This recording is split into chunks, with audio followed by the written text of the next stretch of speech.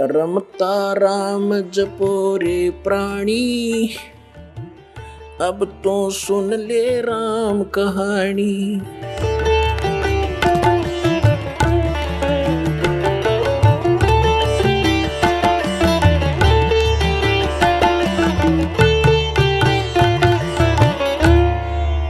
तो पुण्यात्मा, मुझ दास का एक ही प्रयत्न है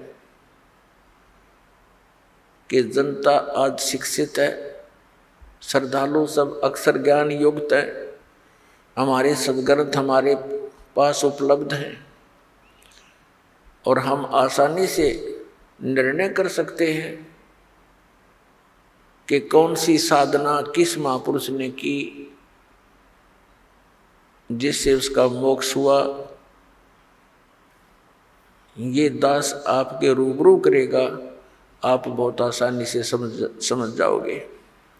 सबसे बड़ी समस्या हमारे सामने ये आई हुई है कि हम ये निर्णय नहीं कर पा रहे हैं कि कौन सी भक्ति सही है और कौन भगवान है। ये निर्णय हुआ और मोक्ष, क्योंकि फिर तो वो क्रियाएं जो दास बताएगा, सदग्रंथों में प्रमाण दिखाएगा और जिन महापुरुषों ने साधना की उनके वो अमृत वचन दिखाएगा, तो आपको आसानी से प्रमाणित हो जाएगा, विश्वास हो जाएगा। फिर तो भक्ति करनी ही करनी शेष है और वो इतनी आसान है। नाम उठत नाम बैठत नाम सोवत जागवे, नाम खाते नाम पीते नाम सेती लागवे। काम करते करते उस नाम का जाप करना है। कौन से नाम का जाप करना? सतनाम का जाप करना। जो भी कंप्लीट कोर्स आपको दिया जाता है उन सभी मंत्रों का जाप करना है। पुण्यात्माओं, दास बार बार कहता है कि जैसे पवित्र चारों वेद, पवित्र श्रीमद् भगवत गीता, ये दोनों एक ही है। पवित्र चारों वेदों का निष्कर्ष है श्रीमद् भगवत गीता। श्रीमद् भगवत गीता और वेद ये गॉड गिवन स्पिरिचुअल नॉलेज है, ये परमात्मा का दिया हुआ ज्ञान है। परम अक्षर ब्रह्म यानी कबीर साहिब जी ने, कबीर परमेश्वर जी ने, असंख्य ब्रह्मांडों के स्वामी ने ये चारों यानी पांचों वेद, एक सूक्ष्म वेद और है, पांचों वेद इस सरपुरुष अर्थात ज्योति निरंजन के अंतःकरण में फैक्स कर दिए थे। समय आने पर ये बाहर निकले, जैसे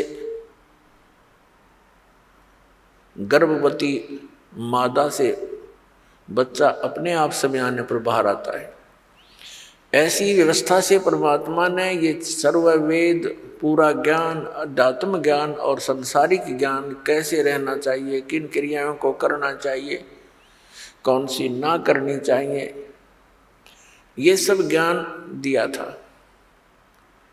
परमात्मा कौन है, उसकी साधना कौन सी है, तुम जहाँ रह रहे हो उस वो परमात्मा किस स्तर का है, वो तुम्हें कितना लाभ दे सकता है, वो कितनी हानि कर सकता है, ये सब ज्ञान दिया था। इस ज्योति निरंजन ने जब इन वेदों को पढ़ा तो इसको चिंता बन गई कि उसके अंदर पूर्ण परमात्मा की जानकारी है और उसके पाने का कंप्लीट ट्रीटमेंट, कंप्लीट यानी पूर्ण रूप से विधि है। उसने क्या किया, जो परमात्मा के पाने की विधि थी, वो मंत्र थे, वो उस पोर्शन को, उस भाग को, वेदों के उस भाग को नष्ट कर दिया और शेष जो भाग था वो हमें दे दिया, जिसको ऋषियों ने 4 विभागों में बांट लिया। उसका नाम रखा ऋग्वेद, यजुर्वेद, सामवेद और अथर्ववेद। उस पांचवें वेद के बिना हमारा मोक्ष नहीं। इन वेदों में वर्णित विधि से, 4 वेदों में वर्णित विधि से, श्रीमद् भगवत गीता में वर्णित विधि से केवल ब्रह्म तक की प्राप्ति होती है, ब्रह्मलोक तक जाया जाता है। यहाँ की ये अंतिम उपलब्धि है। गीता जी अध्याय नंबर 8 के श्लोक नंबर 16 में लिखा है कि ब्रह्मलोक पर्यंत, ब्रह्मलोक में तक जितने भी लोक हैं वहाँ गए हुए प्राणी पुनर्वर्ती में हैं, वहाँ गए हुए भी फिर लौटकर पृथ्वी पर आते हैं। और जब तक ये आना जाना है तो मोक्ष नहीं, तो शांति नहीं, परम शांति नहीं हो सकती। अब जैसे ये चारों वेद इस ब्रह्म ने, सरपुरुष ने अपने पुत्र ब्रह्मा को दिए। ब्रह्मा जी ने इनको जैसा जाना समझा उसी का ज्ञान आगे अपने वंशजों को, अपने पुत्र प्रपौत्रों को दिया। और उस ज्ञान को ही आपस में विचार विमर्श करके इन ऋषि महर्षि ब्राह्मणों ने आगे फिर अपने अनुभव की पुस्तकें बना दी, जिनको वेदों के अन्य भाग बोले जाते, उपनिषद कहे जाते।